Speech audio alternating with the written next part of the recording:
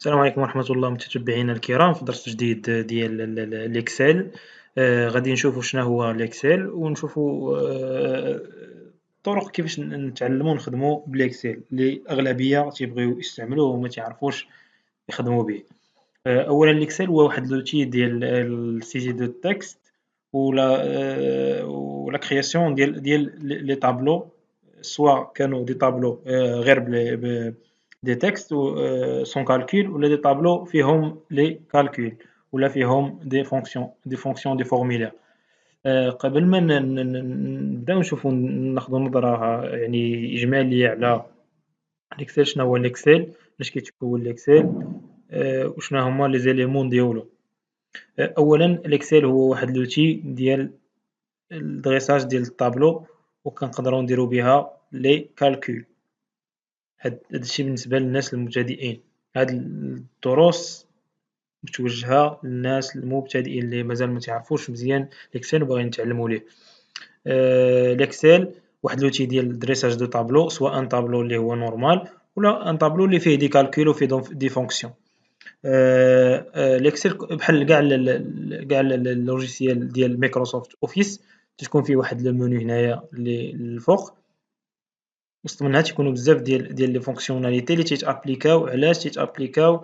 على هاد لابارتي هنايا، هاد لابارتي هنا تابليكاو على هاد لابارتي، يعني هادشي اللي كاين هنا كيتابليكا على هاد لابارتي اللي كاينه هنايا.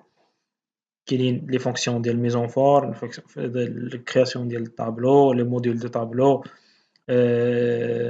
وبزاف ديال الحوايج نشوفوهم سيغ ا ميزور مع فيغ ا ميزور في الحلقات القادمة إن شاء الله. أولا الإكسل تيتعرف بثلاثة ديال الحوايج اللي هما الكولون اللي هي هادي الكولون اللي اوريزونتال، واللين اللي هو فيرتيكال. كولون اوريزونتال واللين فيرتيكال. وهذيك الالتقاء بين الكولون واللين كيكون لينا سيلول. هذيك السيلول هي فين كنسيريو التكست ديالنا، وهي فين تنديرو لي كالكول ديالنا، ولا كان المهم كان اللي فين كنسيريو التكست ديالنا. من بعد غنشوفو دي زيكزامبل ان شاء الله. كما قلت لكم هنا السيلول، وكل سيلول عندها واحد لو نون ديالها تيعرفها.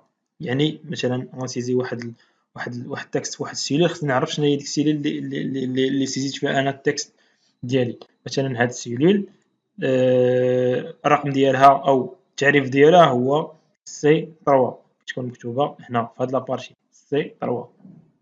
هاد السيلول هي اف 7، هاد لا سيلول هي جي 8، وهاد لا سيلول هي اش 8. هنا كنقدر نبدا نانسيري التكست ديالي في اي بلاصه بغيت، اي بلاصه بغيت، ومن بعد ما نسالي الطابلو ديالي نقادو، نقدر نديبلاصيه ولا نركوبيه في بلاصه اخرى بلا حتى شي مشكل. كما قلنا الاكسل كيتكون من لي كولون او لي لين، وهاد لابارتي اللي فيها الموني اللي فيها لي فونكسيوناليتي اللي تيتابليكاو على هاد لي سيلول.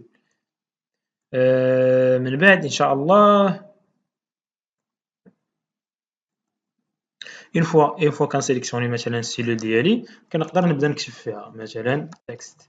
كنقدر نبدا نكتب في السيلول ديالي. بغيت نهبط مثلا اللين اللي تحت منها كنكليكي على اونطري. بغيت نمشي للكولون اللي حداها كنمشي لطابيلاسيون، يعني كنمشي من اليسار لليمين. مثلا هنا تكست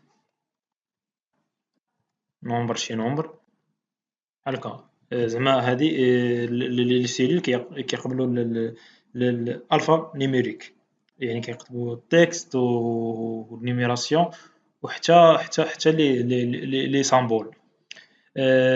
على العموم هذه نظرة، هذه زعما تقديم بسيط على الإكسل. هو واحد لوتي كنستعملوها باش ندريسيو ان طابلو، ولا نديرو لانسيرسيون ديال دي ليست ديالنا في ان طابلو، ولا نديرو دي طابلو افيك دي كالكول. كنقدروا اوتوماتيزيو، واغلبيه ديال الاستعمالات ديالو اللي كيستعملوها الناس بزاف هي لوطوماتيزاسيون ديال لي كالكول. باش يكونوا عندي بزاف لي كالكول كيتعاودوا، مثلا الملتيبليكاسيون ولا في واحد الكولون كتعاود، ما كنبقاش ندير كل وحده بوحدها، كل كالكول بوحدها. كندير انسيري ديك لا ليست ديالي، انسيري ديك الكالكول الاولى ديالي، وكنديبليكيها وكيعطيني الريزلتا فينال ديالي. شكرًا للتشبُّه ديالكم لهذه الحلقة الأولى، ونلتقيو إن شاء الله في الحلقة الثانية. شكرًا جزيلًا لكم، ما تنساوش ديروا subscribe ولايك، وشكرًا جزيلًا، إلى اللقاء.